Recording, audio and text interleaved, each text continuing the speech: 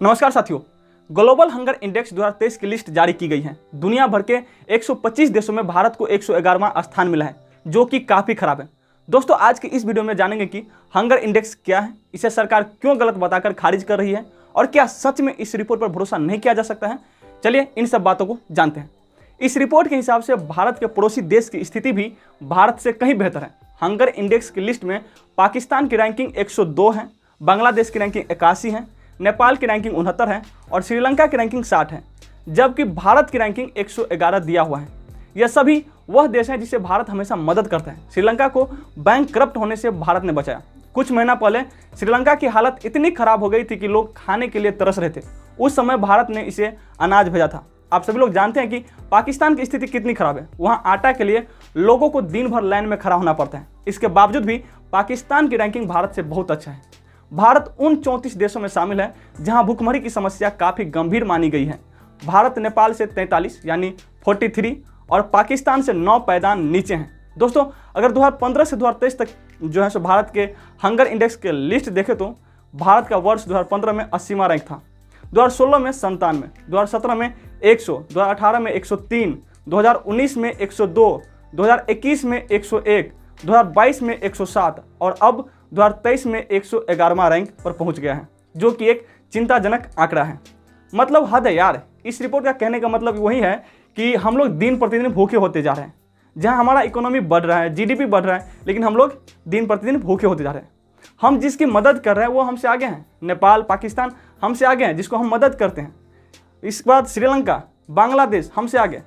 कभी कभी नहीं होता है कि हम परीक्षा हॉल में जाते हैं और कोई हमसे कॉपी देख कर लिखते हैं और कभी कभार उसका ही नंबर ज़्यादा आ जाता है। कुछ इसी तरह से ये रिपोर्ट निकला है। ग्लोबल हंगर इंडेक्स 2023 में बेहतर प्रदर्शन करने वाले 10 देश की बात करें तो इसमें बेलारूस, बोस्निया, चिली, चीन, Croatia, Estonia, Georgia, Hungary, Kuwait, Latvia, ये सभी देश जो है सो शामिल है। यानी इन देशों में भूखमरी न के बराबर या बिल्कुल भी नहीं है।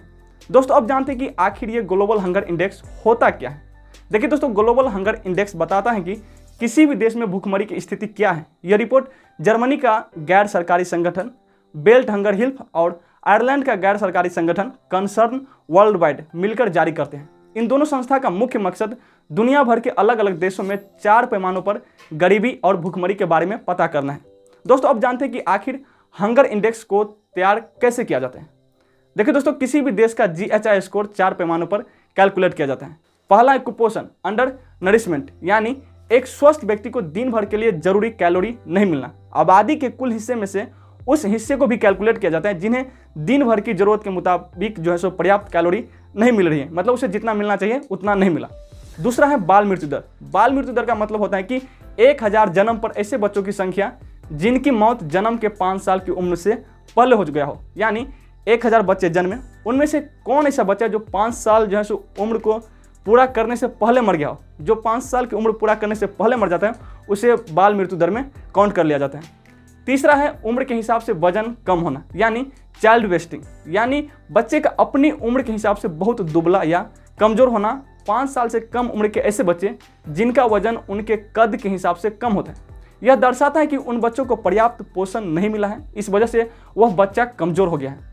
चौथा है उम्र के हिसाब से कम लंबाई, चाइल्ड स्टंटिंग, यानी ऐसे बच्चे जिनका कद उनकी उम्र के लिहाज से कम हो, यानी उम्र के हिसाब से बच्चे की हाइट न बढ़ी हो। हाइट का सीधा सीधा संबंध पोषण से है। जिस समाज में लंबे समय तक पोषण कम होता है वहां बच्चों की लंबाई बढ़नी कम हो जाती है। इन चारों आयामों को मिलाकर 100 पॉइंट का स्टैंडर्ड स्कोर दिया जाता है। स्कोर स्केल पर 0 सबसे अच्छा स्कोर होता है, वहीं 100 सबसे बुरा स्कोर होता है।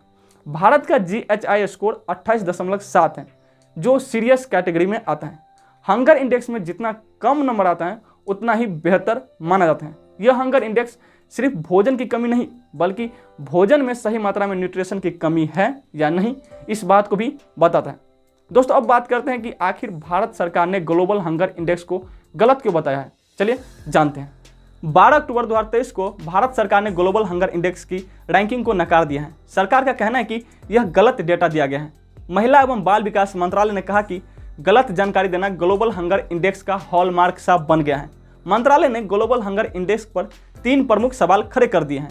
पहला, ग्लोबल हंगर इंडेक्स के 4 में से 3 पैमाने बच्चों के स्वास्थ्य से जुड़े हैं। ऐसे में यह डेटा पूरे देश के लोगों का प्रतिनिधित्व नहीं करता है, वह तो केवल बच्चों से जुड़ा है।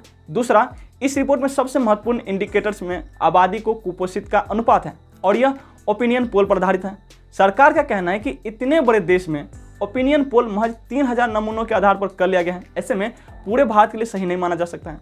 तीसरा, इस इंडिकेटर्स के दो प्रमुख इंडिकेटर्स स्टंटिंग और वेस्टिंग एक कॉम्प्लेक्स प्रोसेस से निकाले जाते हैं, जिसमें भूखमरी के अलावा साफ सफाई, पर्यावरण, जेनेटिक्स और खाने का यूटिलाइजेशन भी शामिल होता है। दोस्तों, अभी तक हम लोग ने जाना कि ग्लोबल हंगर इंडेक्स क्या होता है, कैसे निकाला जाता है और सरकार इसको गलत क्यों बता रहे हैं। अब हम बात करने वाले हैं क्या ग्लोबल हंगर इंडेक्स के डेटा पर भरोसा किया जा सकता है। तो चलिए उनको भी समझते हैं। दोस्तों, ग्लोबल हंगर इंडेक्स के 4 इंडिकेटर्स में से 3 इंडिकेटर्स के आंकड़े विश्वसनीय हैं। इस पर विश्वास किया जा सकता है क्योंकि यह भारत सरकार के नेशनल फैमिली हेल्थ सर्वे से भी कमोबेश लेकिन मैच करता है। जैसे GHI में यानी ग्लोबल हंगर इंडेक्स में उम्र के हिसाब से कम वजन वाले बच्चों यानी चाइल्ड वेस्टिंग का आंकड़ा 18.7% दिया गया है, जबकि भारत सरकार के नेशनल फैमिली हेल्थ सर्वे के मुताबिक यह आंकड़ा 19.3% है। मतलब वहाँ भी थोड़ा बहुत मैच कर जाता है। यानी जो GHI बोल रहा है 18.7%, वहीं भारत सरकार का जो फैमिली हेल्थ सर्वे है वो बोल रहा है 19.3%, यानी थोड़ा बहुत अंतर आ रहा है। दूसरा देखिए, GHI में उम्र के हिसाब से कम लंबाई वाले बच्चे यानी चाइल्ड स्टंटिंग का आंकड़ा 35.5% है, जबकि सरकार के नेशनल फैमिली हेल्थ सर्वे के मुताबिक भी यह आंकड़ा 35.5% ही है। मतलब ये दोनों भी मैच कर रहे हैं। तीसरा देखिए, GHI के मुताबिक भारत में चाइल्ड मोर्टेलिटी रेट 3.1% है, जबकि सरकार के नेशनल फैमिली हेल्थ सर्वे के मुताबिक चाइल्ड मोर्टेलिटी रेट जो है सो 3.9% है।